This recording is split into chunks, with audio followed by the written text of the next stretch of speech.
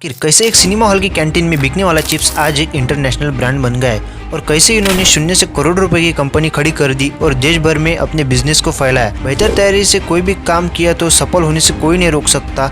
ऐसा ही कुछ एक शख्स ने करके दिखाया है जिसने छोटी सी नौकरी से शुरुआत की थी और आज हजारों करोड़ रुपए की कंपनी खड़ी कर दी है। और हम बात कर रहे हैं Balaji wafers private limited company के फाउंडर चंदूभाई वीरानी की। 25 जनवरी 1957 को गुजरात के जामनगर में एक गरीब किसान परिवार में चंदूभाई वीरानी जी का जन्म हुआ था। जब चंदूभाई वीरानी 15 साल के हुए तो उनका परिवार रोजी रोटी की तलाश में ढूंढरोजी चला गया। परिवार की आर्थिक स्थिति खराब होने के कारण वे 10वीं के आगे पढ़ ही नहीं पाए और बारिश नहीं होने की वजह से गुजरात में भयंकर सूखा पड़ गया था और इसी वजह से चंदूभाई वीरानी जी के पिता ने खेत बेचना ही उचित समझा और खेत बेचकर पोपट रामजीभाई वीरानी ने अपने तीनों बेटों को 20,000 रुपए दिए, जिनमें से एक चंदूभाई वीरानी थे जो अपना खुद का उद्यम शुरू करना चाहते थे। इसी के विपरीत उनके बड़े भाइयों ने अपनी जमीन बेचकर मिले पैसों से कृषि के उपकरण खरीदी, लेकिन अंततः धोखाधड़ी का शिकार हो गए। इसी वजह से उनके घर की आर्थिक परिस्थिति और खराब हो गई और कोई अन्य विकल्प न होने पर 15 वर्षीय चंदूभाई और उनके 2 भाई राजकोट में एस्टोन सिनेमा में काम करने के लिए अपने घर को छोड़कर चले गए। कैंटीन में सेवा देने के अलावा वह पोस्टर चिपकाने, दरवाजे की रखवाली करने का काम करते थे और मात्र 90 रुपए की मासिक वेतन पर काम करते थे। और साल 1982 में उनका पूरा परिवार भी राजकोट में चला गया। इसी बीच परिवार ने इस थिएटर की कैफेटेरिया के लिए मसाला सैंडविच बनाया और अपनी लोकप्रियता के बावजूद वे बहुत ही जल्दी खराब हो जाते थे क्योंकि उनमें बहुत ही जल्दी फंगस लग जाते थे। और यही समय था जब चंदूभाई को सैंडविच की जगह पर वेफर का इस्तेमाल करने का विचार आया। वेफर के साथ यह बड़ी समस्या थी कि आपूर्तिकर्ता हमेशा देरी से या टूटे फूटे वेफर्स लाता था। अंततः व्यापार में इस और अन्य समस्याओं से तंग आकर चंदूभाई वीरानी ने इसे खुद ही करने का निर्णय लिया और कैंटीन में काम करने के बाद उन्होंने 10,000 रुपये से अपना उद्यम शुरू किया। उन्होंने अपने घर में एक छोटा सा शेड बनाया और वही चिप्स बनाना शुरू कर दिया। आखिरकार यह कदम भी उनके पक्ष में आया और उनके वेपर्स की लोकप्रियता ने थिएटर के मालिक को चंदूभाई के साथ साझेदारी करने के लिए प्रेरित किया और जल्दी वे 3 और कैंटीन चलाने लगे।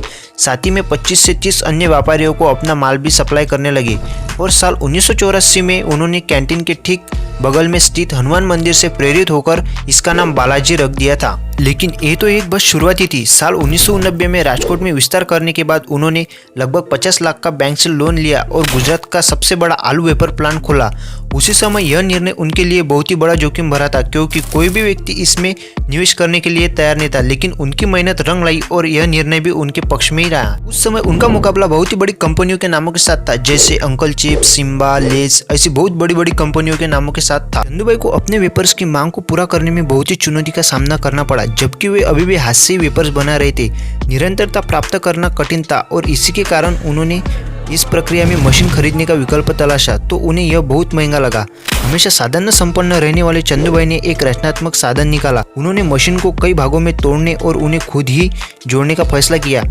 मात्र 5,000 में वो आवश्यक भागों को खरीदने में और उन्हें एक साथ जोड़कर अपनी खुद की आलू छीलने और काटने की मशीन में सक्षम रहे, जिससे आज लगातार उच्च गुणवत्ता के वेफर्स बनाने में मदद मिली है, जो आज एक बालाजी ब्रांड की नींव बन गई है। उसी समय लेज की मूल कंपनी पेप्सिको ने बालाजी वेपर्स पर FIR दर्ज किया क्योंकि उनका दावा था कि बालाजी वेपर्स ने उनके डिजाइन को कॉपी किया है। लेकिन चंदूभाई पीछे नहीं हटे और उन्होंने कहा कि लेज ने उन पर FIR इसलिए दर्ज किया क्योंकि वो डर रहे थे। दुर्भाग्य से उच्च न्यायालय ने लेज के पक्ष में फैसला सुनाया और बालाजी वेपर्स को अपने पैकेजिंग की डिजाइन बदलनी पड़ी। उनकी टीम रुकी नहीं और साल 2018 में जब लोगों को लगा कि उनके ब्रांड का नुकसान होगा तो उन्होंने अपनी पूरी पैकेजिंग को नया रूप दिया। हालांकि चंदूभाई को अपने स्वाद पर भरोसा था। वे जानते थे कि लोगों को उनके पैकेजिंग की उतनी परवाह नहीं जितनी उनके नाम की परवाह थी। और हाँ, जबकि लेज की बाजार हिस्सेदारी में कमी आई है और बालाजी वेपर्स हर साल 20 से 25% से बढ़ रहा था, यह दर्शाता है कि एक मजबूत ब्रांड किसी भी चुनौती का सामना कर सकता है। और साल 2014 बालाजी वेपर्स गुजरात बाजार में सबसे बड़ी स्नैक कंपनी बन गई। लेकिन वो यही रुके नहीं, उन्होंने भारत में अपनी कंपनी का विस्तार किया। उन्होंने स्थानीय स्वाद और प्राथमिकताओं को पूरा समझा, जैसे महाराष्ट्र में उनके पास चाट मसाला और राजस्थान में उनके पास मसालेदार नाश्ता। इसके अलावा उन्होंने अपनी कंपनी में नूडल जैसे गिप्पी नूडल्स के साथ बाजार में प्रवेश किया। उनका मानना है कि ग्राहकों को अच्छे मूल्य आधारित उत्पाद प्रदान करें। वे अपने ग्राहकों को संतुष्ट कर सकते हैं और वे हमेशा अन्य ब्रांड की तुलना में बालाजी वेपर्स का चयन करेंगे। ब्रांड ने अपने सभी उत्पादन में एक समान स्वाद बनाए रखते हुए ग्राहकों की संतुष्टि सुनिश्चित करने के लिए बहुत प्रयास किया है, जिससे उन्हें एक मजबूत ब्रांड की छवि बनाने में मदद मिली है। अंत में बालाजी वेपर्स की सफलता की कहानी दृढ़ता, नवाचार और गुणवत्ता के प्रति समर्पण की शक्ति का एक प्रमाण है।